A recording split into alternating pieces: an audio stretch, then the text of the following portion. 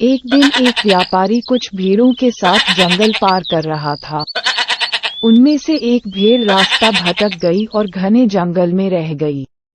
वहां जंगली जानवर हैं और भेड़ों पर हमला होने और मारे जाने का बहुत डर है।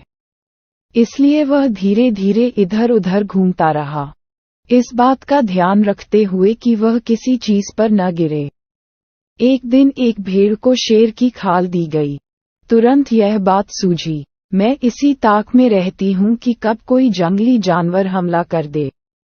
इस खाल को ओढ़कर मैं भी शेर जैसा दिखूंगा, फिर मेरे पास कौन आएगा, उसने सोचा। भेड़ ने तुरंत खाल उठाई और उसे ढक दिया।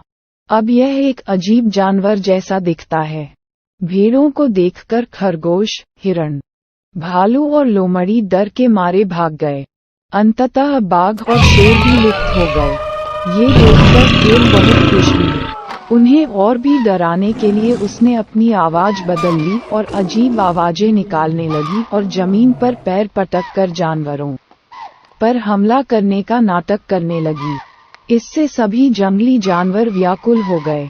उनकी आंखों में कोई टीस नहीं है। भेड़ अपना पेट चरती थी और स्वतंत्र रूप से घूमती थी। एक दिन एक भेड़ नहर के किनारे टहलने गई। पूरी जगह हरी घास से बेहद खूबसूरत है। भेड़ ने कोमल घास देखी और बहुत चालाकी से उसे चरने लगी। तभी एक शेर अपनी प्यास बुझाने आया और मेमने को देखा। यह अजीब है, क्या शेर चरने वाला होता है?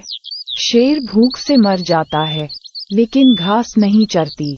शायद ये कोई जंगली जानवर नहीं है, उसने सोचा और अचानक दहाड़ने लगी।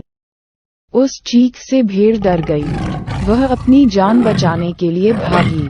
इसी बीच मेमने को ढकने वाली शेर की खाल उसके गोबर से खिसक गई। सामने आई भेड़ को देखकर शेर ने अपना मुंह खोल दिया। भेड़ें किसी तरह शेर से बच निकलने में सफल हो गईं। किसी तरह वह जंगल पार कर कानाबाड़ी गांव पहुंची।